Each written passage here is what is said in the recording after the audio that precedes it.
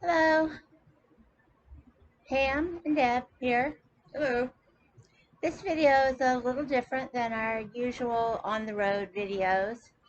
Um, this is our Pride talk, and this is a little more scripted than what we normally do because this is a talk basically that I gave 5 years ago with a few changes. And I gave it by myself at that time. It's basically my story, but Pam has been a part of my life for the last 21 years, so a big part of it is our story. So we're giving it together today. So it's going to be kind of long, but I hope you will listen and hear my story about coming out and being a lesbian woman in this world. Um, when I decided to talk about my life, I discussed it with my wife, She did. what I wanted to say, and to see if she would be okay with it. And her response was, I asked her, will you be okay? I knew that the best way for me to explain the impact of heterosexual privilege in my life was to share my stories. And as I tell you my story, I ask you to keep in mind one thing. I am a white, cisgender, middle class, now senior, Oh, well educated, retired professional with two grown children. I came out late in life after I had my education, my career, home, and children from a heterosexual marriage. I grew up here and I speak Southern fluently. My parents were middle class business owners in this community.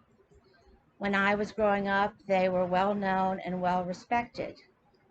While it's not my beliefs, I was raised in a fundamentalist Baptist church that we attended multiple times per week. This church was so conservative that they thought Southern Baptists were liberals. I am well versed in all the rhetoric that goes along with those beliefs. So for every story that I tell you, imagine how much worse and how much more frightening the encounters must be for an LGBTQIA person of color, a transgender person, a non binary person, the person who faces the culture shock of this area, the poor and the homeless person who hasn't had the privilege of an education, a nice home, a nice car, or nice clothes. I mentioned that I came out late in life. Growing up here, I didn't even know what a lesbian was, much less that I might be one. I never even heard the word lesbian until I went away to college. I knew that all my emotional attachments were to girls. I knew that I didn't crush on boys the way that other girls seemed to. There was no internet at that time. At Florida State in the 70s, I was involved in the women's movement, but the mainstream women's movement wanted no real association with lesbians at that time. The only out lesbians I ever met were a group of radical lesbian separatists that were on campus. And I liked men, and I had no problem with working or associating with men. And so I knew that I wasn't a radical lesbian separatist, so I assumed I wasn't a lesbian.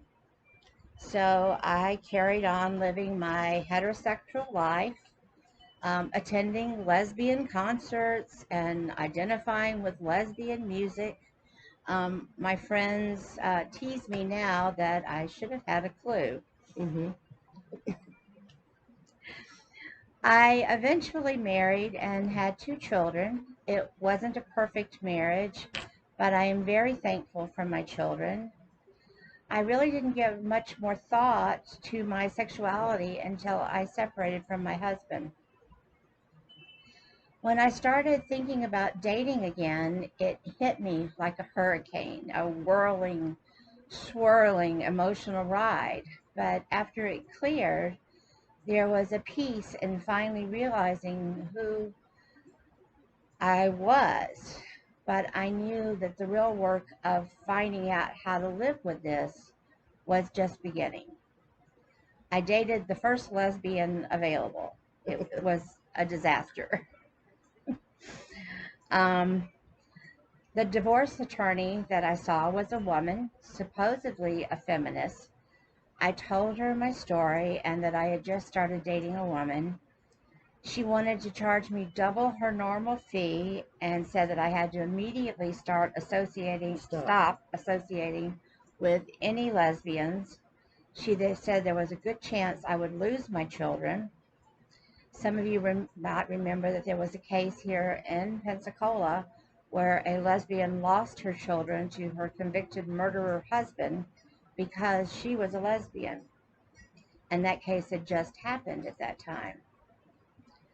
Uh, Unlike other minorities and marginalized groups, LGBTQ people have to come out to their families, their friends, their churches, their communities, and they often lose them in the process.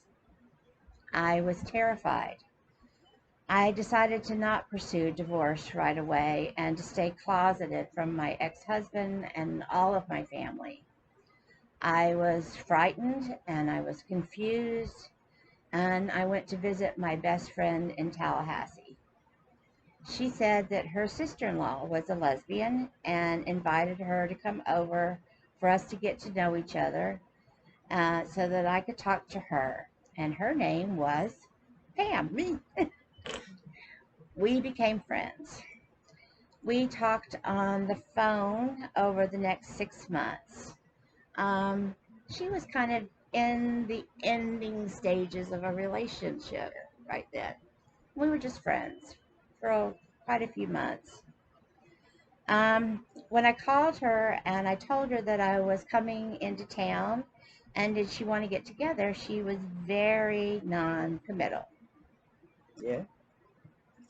Well, she didn't know, though, after I got off the phone that I talked to my sister-in-law, Kathy, and told her asked her when she was coming in and when she would be there. And I knew she was coming to see Kathy, so I asked Kathy, can I take her out? And of course, I didn't ask Debra. And when she got into town, um, and Kathy told her that I was coming over to take me out on a date. She That was didn't. the first she had heard of it. So She didn't I ask just me if she could take me on a date. She asked her. well, I knew it'd be all right. She asked So my friend. well, I knew you were visiting her, and I didn't want to step on her shoes. So, but I should have asked her. But I knew she'd say no. So our first date, she didn't even ask me. She asked her sister-in-law if she could take me out. Let me ask you this: how was it? It's a good date. I told you she'd like it. So she took me out with with her family. She was so comfortable with herself, and she made me feel very safe. And she took me out to this very romantic restaurant, and she wasn't embarrassed at all. When we left the restaurant, we saw this straight couple kissing in a car. And I said, "Isn't it sad that gay people can't do that?" And she said, Who says? And we stopped at a stoplight, and I leaned over and kissed her. "That's quite a shock." And that was our first kiss. Um, she took me over to her sisters and we played games with them, board games and stuff, and then spent time with her mother. And then we rode around and talked and kissed Mm-hmm. for hours. And by the end of the night, I was smitten. That's the beginning of our love story. Yes. And then after about 6 months of long distance relationship, the kids and I moved to Tallahassee, where I took a job as a children's counselor, working primarily with traumatized and sexually abused children which was the type of work that I had done for about 20 years. My job was hard and I had long hours, but I really liked my supervisor and my coworkers.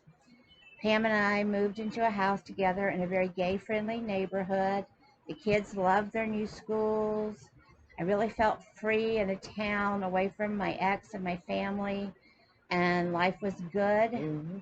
And we really wanted to marry, but that wasn't an option for us. Well, one of the visits over here before she moved over to Tallahassee, we were out on the beach, and I did at that time ask her to marry me.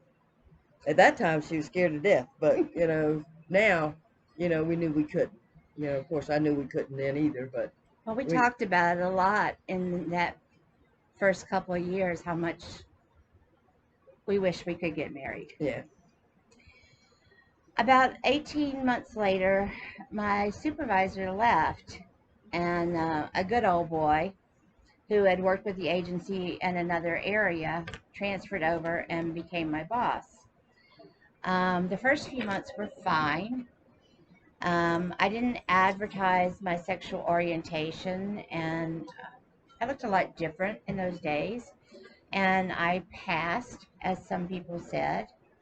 My boss liked me, he joked with me, he Hmm. gave me good evaluations. And then one day we all went to happy hour and I invited Pam to join us. I messed it up. No. And then from that point on, everything changed. I couldn't do anything right. I was constantly being reprimanded. Um, so after that, Pam and I had gone on a vacation with the kids. And when I came back from the vacation, he stopped me before I even got into my office and told me that one of my court ordered adolescent female clients who didn't want to be in therapy had made an allegation that I had exposed myself to her, which is crazy because I don't even like to expose myself to Me. anybody. And so I was shocked and I was appalled. And I was not defended by my supervisor and about against this acting out adolescent, and I was suspended without pay immediately, and 2 days later I was terminated. And I didn't feel that I could fight the allegation because I knew if I did, my sexual orientation would be made an issue and made public, and I knew that it might keep me from getting another job, and I was afraid that my ex and my family would be learn about it and it might become an issue with my children, and my boss knew that too. So I left my job traumatized, and I never worked as a children's therapist again, which had been my primary career up till that point. And she was very good. Thank you. We moved back to Pensacola. Pam transferred here working for a franchise agency where she had to work really long hours by herself. And I took a job working hospice. Pam wasn't happy with her new positions here. The events had really strained our family life and our relationship, and Pam and I eventually separated. I asked Pam later if she thought we would have separated if we had been able to marry when we wanted to. And And I said no, we wouldn't have the problems that we did have we, because of it. we would have worked through it, I Yeah. think. I think now that we are married, we realize that that commitment would have forced us Hmm. to work through those issues at the time. We had other challenges during that time. We both have had a number of hospitalizations then and since, and we've always worried about how our relationship would be treated by the staff. It's better now that we're married, but we carry a copy of our healthcare surrogate papers and now our marriage license with us everywhere we Hmm. go. I doubt that heterosexual couples feel the need to do that, but we're often challenged by hospital staff about our right to be with one another as family. Once when Pam was having surgery, they took her back to pre-op, and I asked to go with her because I'm always the one who knows or has all of our medical info. And I was told no, they would come and get me in a few minutes. Um, but patient after patient was going back with their spouses. I went to the nurse who came out to get the next patient and asked her if I could go back with my partner, that I had her medical info. And I was told quite rudely and sarcastically, she's doing just fine without you. They only let me say goodbye as they were wheeling her down the hall to surgery. Um, Another person in the waiting room overheard the exchange, and just my luck, he was an Assembly of God minister there with his whole church prayer group. And so I spent my entire time in the waiting room being prayed over by his prayer group while getting sideways glances from them. We've learned over the years to find the gay or the gay-friendly staff at hospitals and to request that they be our nursing staff or our aides and just stick with them. I still wasn't out with my family. Eventually, like within the first year or so, I was out with my ex-husband, and he's always been one of our big supporters since then. But I still really feared my family. They are ultra conservative and have monetary and social resources, and my children were still minors. I was terrified that my family would use their influence and money to have my children taken away from me. My family only knew Pam as my best friend and roommate. I definitely, during our separation, could not seek comfort from my family. There were only a few people that I confided in. During that time that I was working at hospice after our separation, during a particularly bad day, I'd gone outside alone to the smoking area and was sitting there quietly crying when one of my team supervisor came outside. In a moment of fragility and vulnerability, I told her what was going on, and she said some vague words about breakups being tough, but I knew that as soon as I told her, I had made a mistake. Our relationship changed. My work was good, and I had the support of the social service supervisor. But when a few months later, after my medical emergency, I needed to extend my family medical leave for a week, despite the approval of human resources, she denied the request and had me terminated. I later learned the same supervisor had found ways to terminate all the gay staff and the gay patients. She was eventually demoted, not terminated, but not because of how she treated gay patients and staff. Shortly after Pam and I separated, I was introduced to a lesbian RN at work. She was attractive and charming and knew all the right things to say to a broken-hearted woman on the rebound. We started dating in November. She doted on my children over Christmas, but I was already starting to see some red flags. In fact, on New Year's Eve, I had thought that I was going to break up with her when the holiday was over. My 12-year-old son saw them even more clearly than me. He had said I could date her, but she couldn't move in.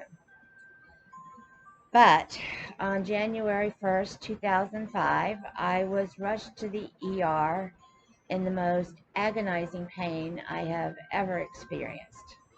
My intestines, that's our puppy, by the way. My intestines had strangulated in an abdominal hernia, and shortly after reaching the hospital, they ruptured and I was scheduled for emergency surgery.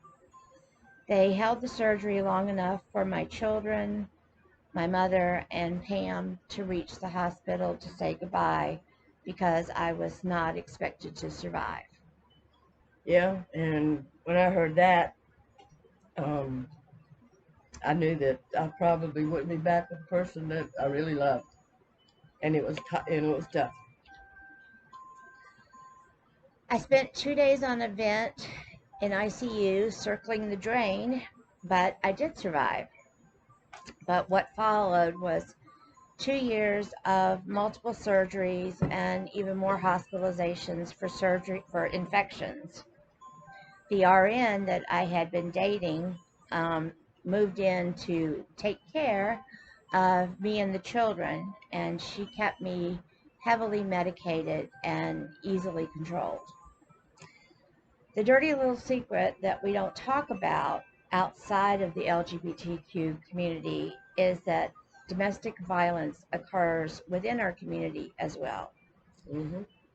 I'm not here to talk to you about domestic violence, you know what that is. But what I want to tell you about is how it's different for those of us who are gay.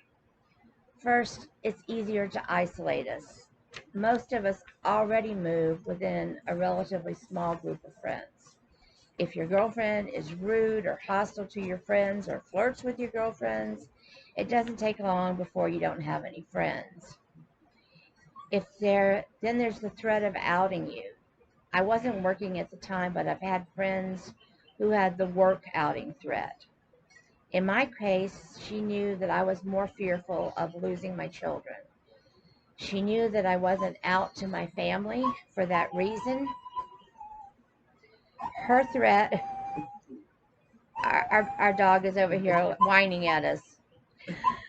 Her threat was to report me to DCF as an unfit mother and to out me to my mother and encourage her to take my children away from me. So I stayed, but it did do damage to my relationship with my children. In hindsight, I often wonder if I should have made a different decision. Would it have been better to get out and have my children see me fight for them? The thought of losing them was unbearable. It seemed like an impossible choice. Eventually, we did get out. Pam and I had remained friends all through our separation. With her and my ex-husband's help, we did escape. I was lucky. I had help. Pam hid us in her studio apartment until my mother hid us in her rental condo while my abuser was being evicted from my own home. While domestic violence shelters are now generally open to LGBTQ persons, one tactic an abuser will use in same-sex relationships is to go to the shelter and claim that they're the victim, and then the shelter won't take either partner. And frequently in same-sex relationships, the police are very dismissive when they're called to a domestic violence situation. My abuser did keep her promise and out me, but I could truthfully say at the time I was not in a relationship. Pam and I recommitted ourselves to each other when it became legal. We married in Maryland in 2014, and we had another wedding here for family and friends later. Hmm. I wish that my brother had walked me down the aisle and that my mother had been in the front row, but they chose not to come or to acknowledge my marriage. I am blessed that my son walked me down the aisle and my nieces were bridesmaids. Yeah, and my family from Tallahassee, um, two of my brothers and my sister, um, all came to the wedding, and I had my brothers as my best men, I guess. Uh, Your brother but walked you down the aisle and your nephews were the groomsmen. yeah, they were the groomsmen, And, it hurt my heart to see Deborah not have any family, but it also made my heart feel good that my family was there for us. And her family became my family. Because we hadn't been allowed to marry, we had a very, very long engagement, 14 years. How long did you have to be engaged before you were allowed to marry? Did the government tell you that you couldn't marry? Sorry. Once I did come out to everyone, regardless of the consequences, I have had such a tremendous inner peace that comes with living an authentic life. The outer world is still a problem. My brother hasn't had a relationship with me since I came out. My mother doesn't acknowledge my marriage. As a public, outspoken LGBTQIA advocate, there were threats of violence.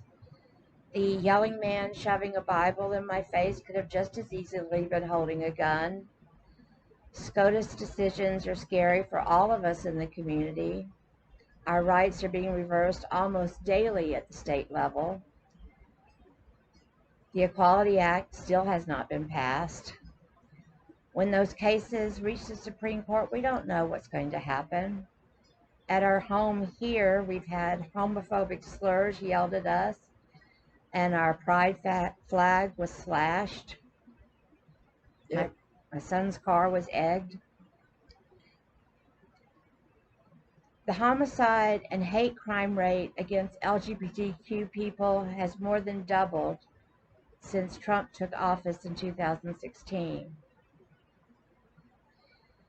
49 of our community were massacred at the Pulse nightclub.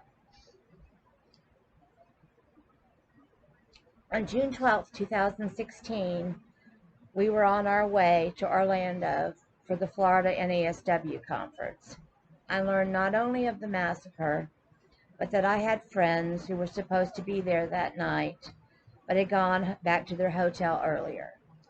I thank God that they got tired. We had planned to go the next night. I thank God that we were a day late. I couldn't stop shaking inside. I was in Orlando to give a workshop on beyond heterocentrism and the gender binary. I felt so emotional and angry. In that moment, the last thing I wanted to do was to explain my existence to a room full of straight people. Not that that ended up being an issue. Few straight social workers ever attend the LGBTQ focused workshop. That made me angrier. I thought, they're killing us and you still don't care. I drank too much at the conference. I wanted to be with my people, not all these straight people. I sought out and spent most of my time with the few gay folks at the conference. I remember feeling paranoid kissing my wife goodbye in an empty hotel hallway, wondering who might be seeing us on the security camera and what kind of person might be watching behind that camera. I don't know if any of my straight friends at the conference had any idea how out of control I felt. All the time that I was talking and smiling and laughing with people, inside I was screaming. Yep. She let it out when she'd get back to the hotel room. And nobody knew but me. Cried a lot. Cried a lot. While the immediate trauma of Pulse has subsided, every day more LGBTQIA rights are eroded, and a part of me is still screaming. Just this week, all of our Florida leaders chose to not attend the Pulse Memorial and chose not to give coverage for mental health care for those survivors of the Pulse Memorial, of the Pulse Massacre. And I'm still angry about that night and what has happened since then. Lest you think that I'm saying that all the problems are with the straight world. Within our community, we can be pretty awful to each other. body and age bias are much worse in the LGBTQIA community. Gays and lesbians frequently don't get along with each other. The trans, the non-binary community is treated horribly by the LG and B part of the community. Bisexuals are misunderstood pretty much by everybody, and most people don't understand anything about pansexuals, intersex, or the asexual community. Since this is a message of my stories, I will share that when my daughter, pronouns they and them, came out to me as asexual, I didn't handle it well at first. I didn't understand, but I've educated myself since then.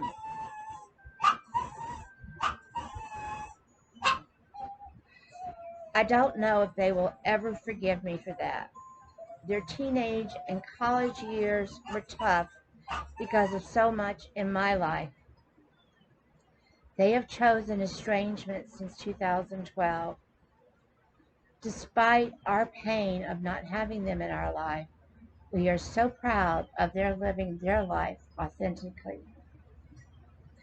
I continue to hope for forgiveness and reconciliation with my child, and I wish for a community that fully embraces and supports the whole LGBTQIA community, where I can hold Pam's hand without fear.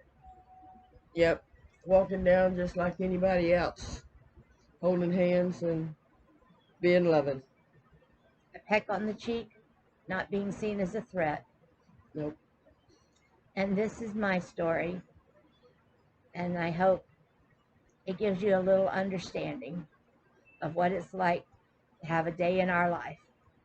Thank you for listening. Bye. Bye.